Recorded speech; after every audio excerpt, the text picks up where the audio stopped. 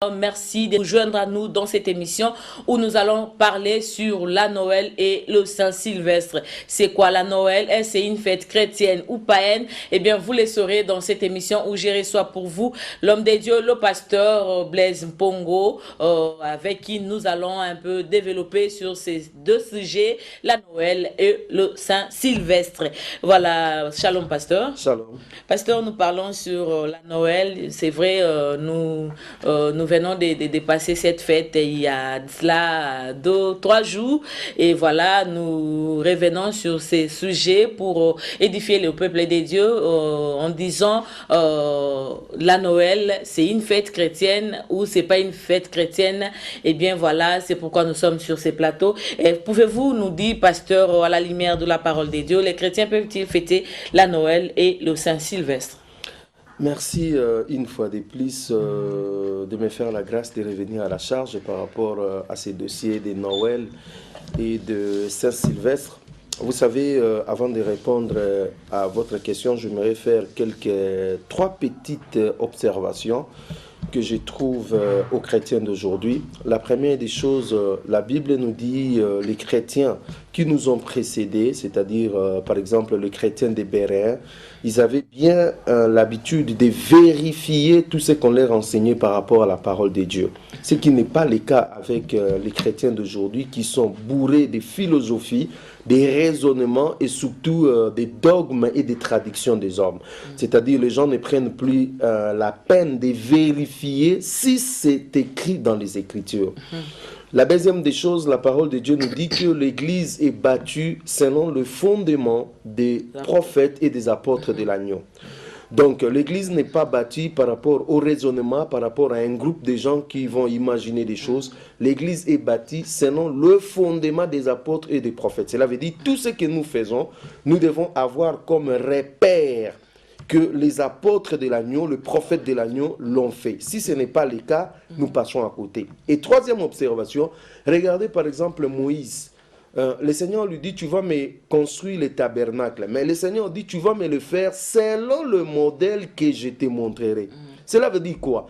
Moïse n'avait pas le droit de dire que non, le bois d'acacia, c'est pas bon, Seigneur, si on peut mettre le bois rouge ou bien le bois noir. Non, il devait faire des choses selon le modèle. Alors, si vous me posez la question, est-ce que la Noël et le Saint-Sylvestre sont-elles des fêtes où les chrétiens peuvent fêter cela? D'emblée, je dis non. Pourquoi je dis non? Ce n'est pas parce que j'ai envie de dire non. Ce n'est pas parce que, je ne sais pas moi, je suis contre l'organisation ou ceci, cela. Ce n'est pas ça mon affaire.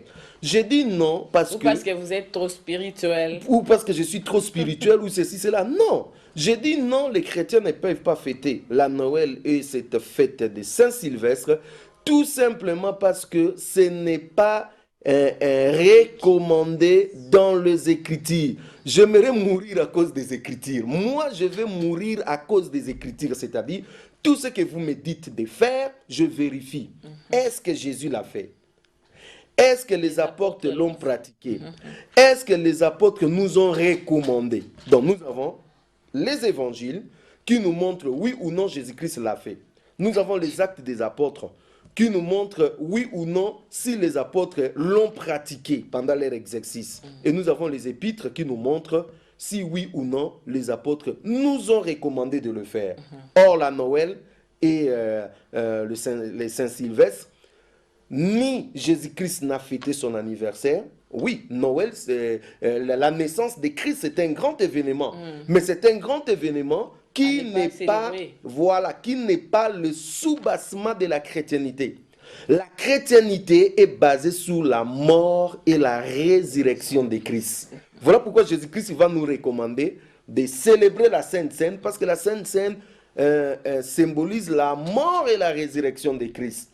Paul dit, lorsque je suis venu vers vous, je n'ai pas cherché à connaître une autre chose si ce n'est Jésus-Christ crucifié. Donc il fait encore allusion à la chrétienté avec la mort et la résurrection. Si on enlève la mort et la résurrection, la chrétienté tombe. Qu'est-ce que nous apporte la mort et la résurrection? Parce que c'est là où l'objectif de Christ était. Christ est venu pour mourir à la croix. Si Christ n'était pas mort à la croix, bien qu'il était né, il allait passer à côté. Donc, ça veut dire qu'il ne devait pas avoir la rédemption. Or, pour qu'il y ait la rédemption, il a fallu que le sang coule. Parce que c'est ce sang de la nouvelle alliance qui allait réconcilier le monde avec Dieu. Donc ça n'a rien à voir avec la Noël. Voilà pourquoi Jésus-Christ lui-même, pendant son vivant, il n'a pas fêté la Noël.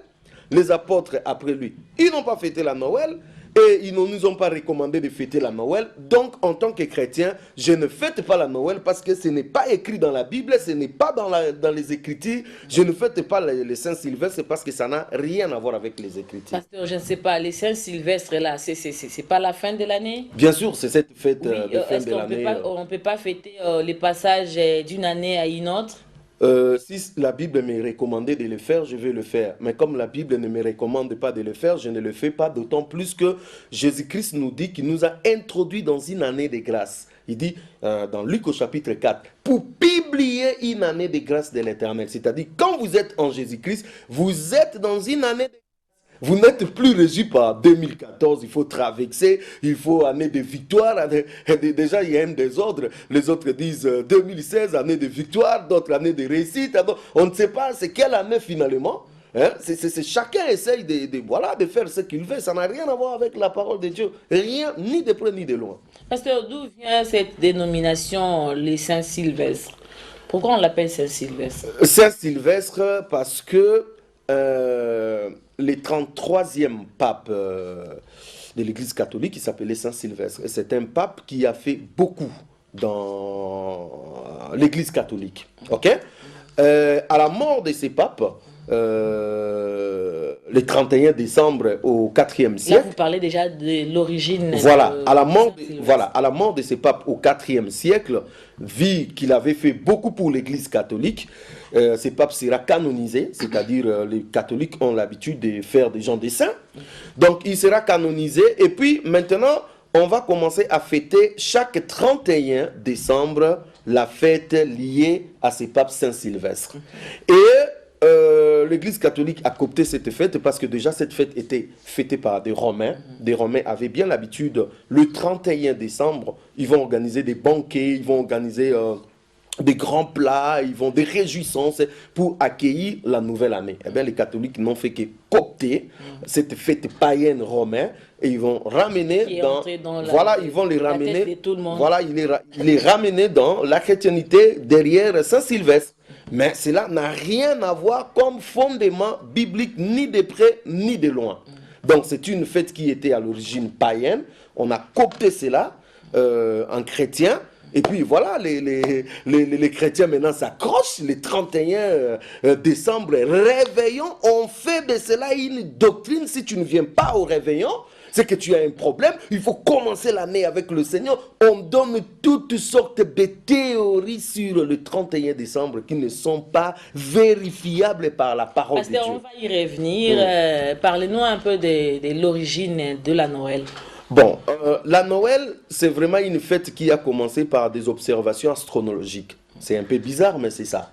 Donc, l'astronologie, c'est une science qui étudie les astres. Et dans l'astronologie, nous avons plusieurs événements, plusieurs choses qui arrivent, entre autres les éclipses, entre autres les équinoxes, entre autres les solstices. Donc, ce sont là les choses qui sont observées dans l'astronologie. Et la Noël est basée sur les solstices. Les solstices, c'est quoi?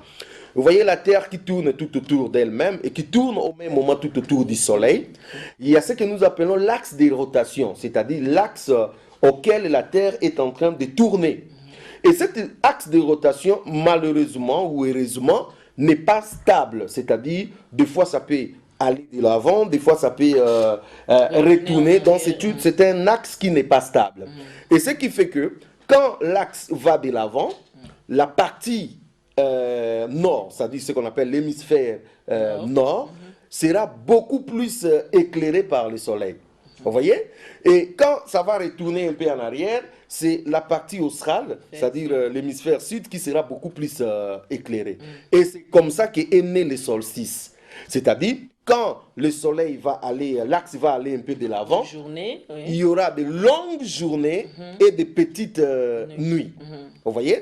Et quand ça va retourner un peu, il y aura de longues nuits et de petites journées. Donc c'est comme ça est né. Alors, le 21 juin, c'est le zénith du soleil, c'est-à-dire c'est les jours, presque le 21 juin, le 22 juin, là il y a ce qu'on appelle le solstice d'été, c'est-à-dire le soleil brille à une grande quantité par rapport à sa vie sur la terre. Et là maintenant, on parle de solstice d'été.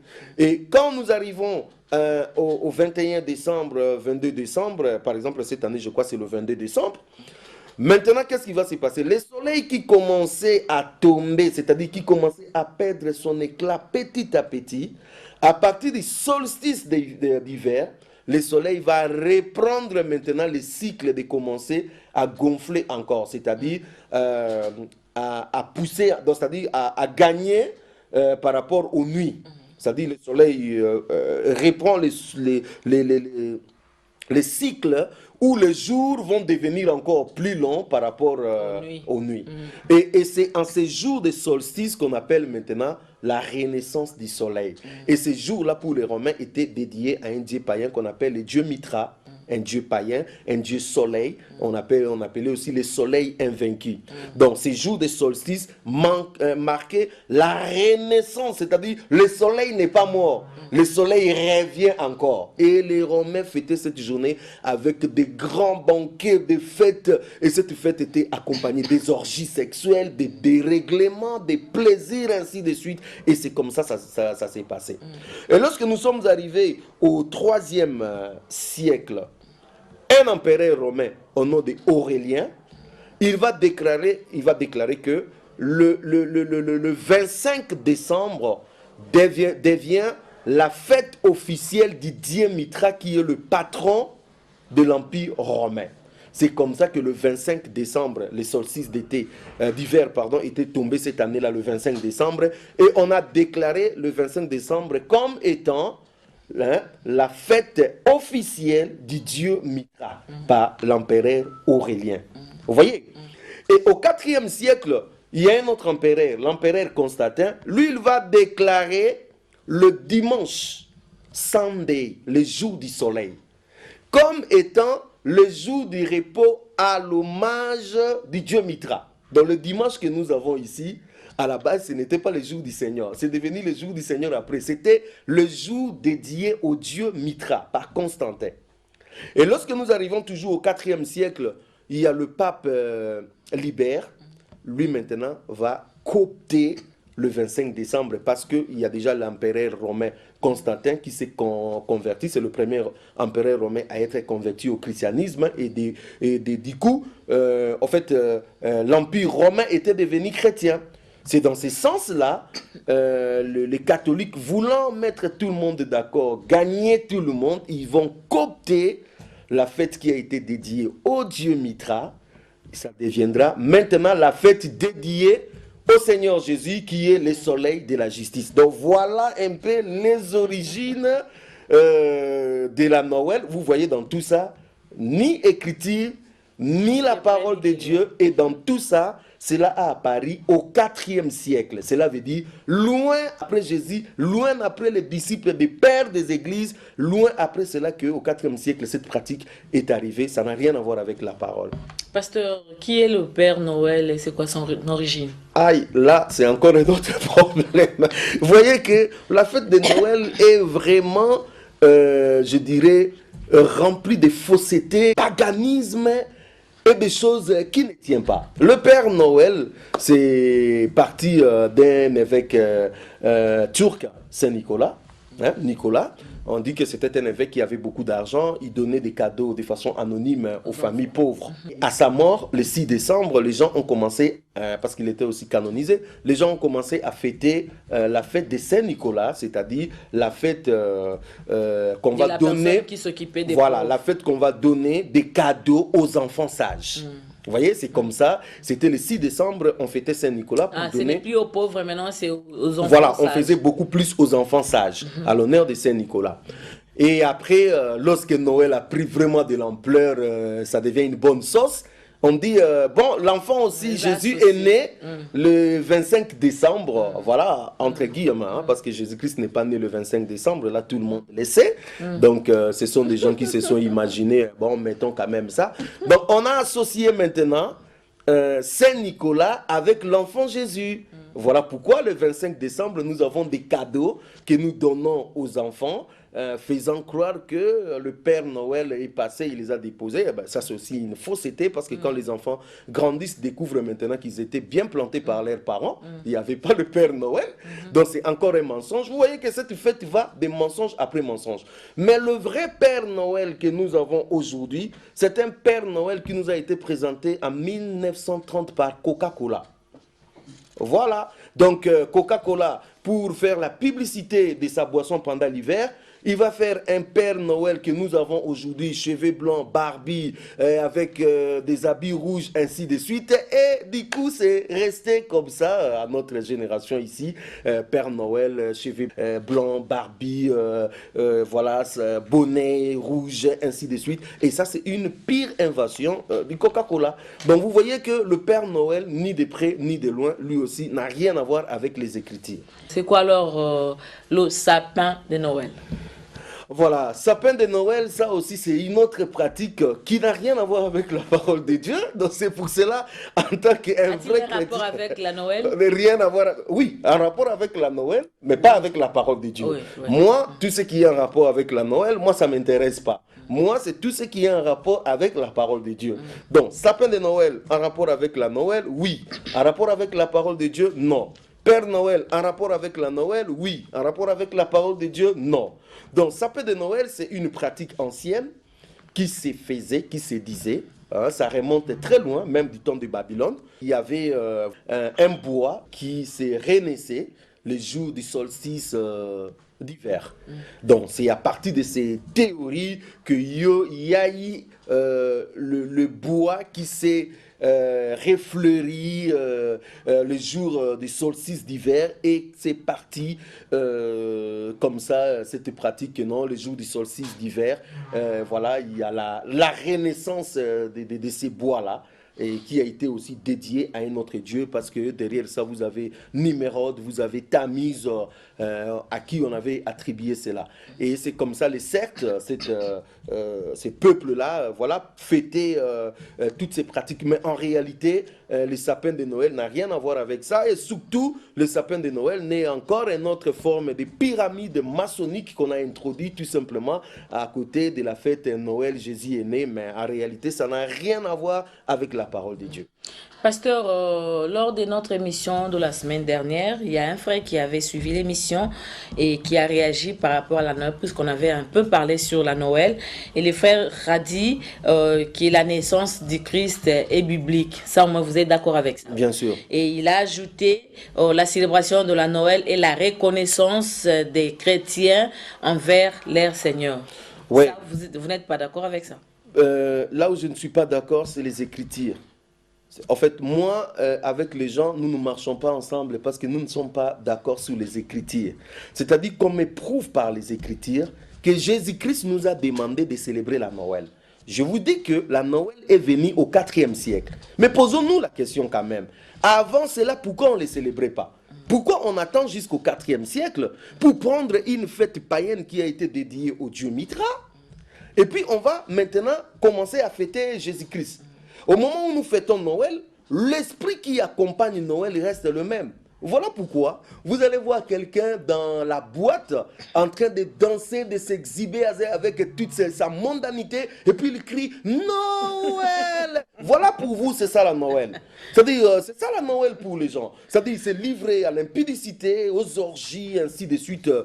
Non, la fête de Noël se repose sur la fausseté, sur des doctrines qui sont anti-bibliques. Si nous aimons les Écritures, si nous aimons la parole, nous chrétiens, nous devons dire que non, cette fête n'est pas notre fête, c'est une fête importée par le païen. Laissons les païens fêter leur fête de Noël. Jésus-Christ n'est pas né le 25 décembre, je suis désolé. Et puis Jésus-Christ ne nous demande pas de fêter son anniversaire, je suis désolé. Et Jésus-Christ ne veut pas à ce que nous puissions prendre une fête qui a été dédiée au dieu Mithra, que nous puissions le transformer à son honneur. Il ne veut pas. Si réellement nous voulons célébrer la naissance de Jésus-Christ, alors laissons Jésus nous transformer et que nous puissions naître de nouveau. Ce que Jésus veut est que nous puissions naître de nouveau. pas que nous puissions prendre de l'alcool. Voilà, les églises sont pleines, les gens viennent avec des nouvelles habits. C'est ça Noël, c'est-à-dire nouvelles habits. Et voilà, c'est ça Noël pour les gens. C'est-à-dire ça n'a rien à voir avec la parole de Dieu. Rien à voir. Donc je suis désolé. Les supermarchés, Voilà. les marchés, les grands marchés des Ben oui. sont pleins aujourd'hui à cause de ces deux fêtes où les gens ils vont pour acheter des habits pour les enfants, à manger, tout cela. Et c'est comme si d'autres jours de la semaine ou d'autres mois de l'année n'ont pas d'importance, seulement les mois de décembre qui a une grande importance, puis, surtout les 25 et les voilà, 31. ce qui est là, c'est que vous avez Et dit les quelque produits. chose, c'est que derrière Noël et Bonne Année, il y a des multinationales. C'est-à-dire les brassicoles vont vendre l'alcool. Beaucoup. Ils vont faire beaucoup d'argent. Les sociétés d'alimentation, ils vont vendre des poulets, les riz, ainsi de suite. Ils vont faire beaucoup d'argent. Les sociétés de télécommunications, ils vont vendre les unités, ils vont faire beaucoup d'argent. Les sociétés des cadeaux des enfants, tous ces jouets-là, ça va et s'écouler. Les sociétés des sapins de Noël, de tout ça. Vous voyez que la Noël, c'est une grosse machine. Et une grosse machine. C'est-à-dire, aujourd'hui, si tu touches à la Noël, c'est comme si tu cherches le monde entier tombé sur toi. Donc, tel que les gens, ils me voient, et là, ils disent, c'est monsieur... Fabriqué par qui? Mais fabriqué par Satan. Fabriqué par Satan. Dieu n'a rien à voir avec la Noël. Dieu n'a rien à voir avec la Noël. Dieu, il veut à ce que nous puissions... C'est pour cela qu'il dit dans Ésaïe chapitre 1, le verset 14, il dit, « J'ai hais vos fêtes. Ça met à charge. Je suis fatigué de cela. Vos fêtes fatiguent Dieu. » Ce que Dieu veut, c'est que nous puissions faire justice à l'orphelin, à la veuve, que nous puissions régler nos cœurs, que nous puissions avoir la sainteté dans nos cœurs, la justice dans nos cœurs. C'est ce que Dieu veut, que nous puissions nous convertir. Ce n'est pas fêter les Noël, les bonnes années, faire des tapages inutiles. Ça n'a rien à voir avec la parole. Pasteur, peut-être une dernière question. Pourquoi les gens tiennent tellement au réveillon du 31 décembre? On n'a pas précisé les chrétiens, mais on a parlé des gens parce qu'il y a aussi les païens qui vont au réveillon du 31 décembre. Le réveillon du 31 décembre, ça devient un mythe, je ne sais pas comment l'expliquer. C'est-à-dire, on essaye de distribuer une fausse doctrine aux gens après avoir trompé les gens tout le mois de décembre, que non, vous allez laisser la pauvreté, vous allez faire ceci, cela. Et puis les summum du mois de décembre, de toutes ces pratiques, c'est le 31 décembre. Je prie vraiment qu'il y ait une grosse pluie le 31 décembre pour que les gens restent quand même dans leur maison et ne pas tromper les gens. Parce que derrière ça, qu'est-ce qui se cache? Ce qui se cache au réveillon du 31 décembre, c'est l'influence satanique. C'est le diable qui pousse les gens. Parce que le diable veut à ce que nous puissions rester dans la fausse doctrine. Faisons croire aux gens que nous allons traverser l'année, nous allons faire ceci. Tout ça, c'est fatigant, ça n'a rien à voir avec la parole de Dieu.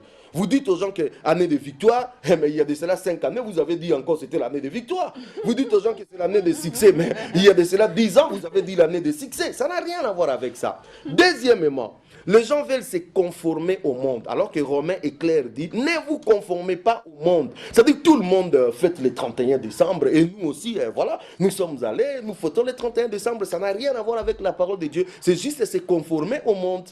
Alors, troisième chose, les gens ont la nostalgie un peu de la bonne année. Ils se sont convertis en Christ, mais la nostalgie de la bonne année, où ils allaient dans des boîtes, maintenant on transforme ça, on dit, maintenant nous allons passer la bonne année, nous allons accueillir la nouvelle année dans la présence du Seigneur. Non, c'est juste la nostalgie, parce que la parole de Dieu nous dit, tout simplement, que les gens sont sortis de l'Égypte, mais leur cœur étaient restés en Égypte, les enfants d'Israël. Ils sont sortis de l'Égypte, mais leur cœur était resté en Égypte.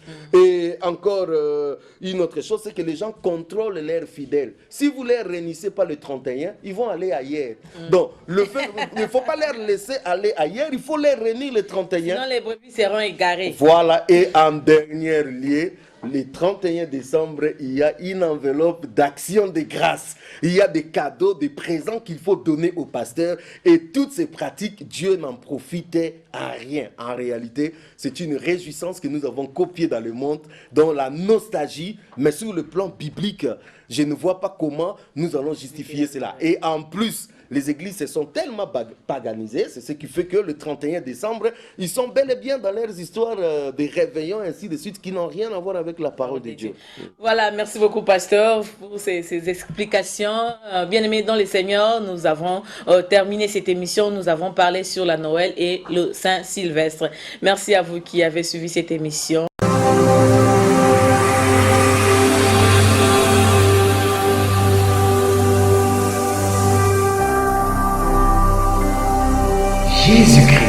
TV,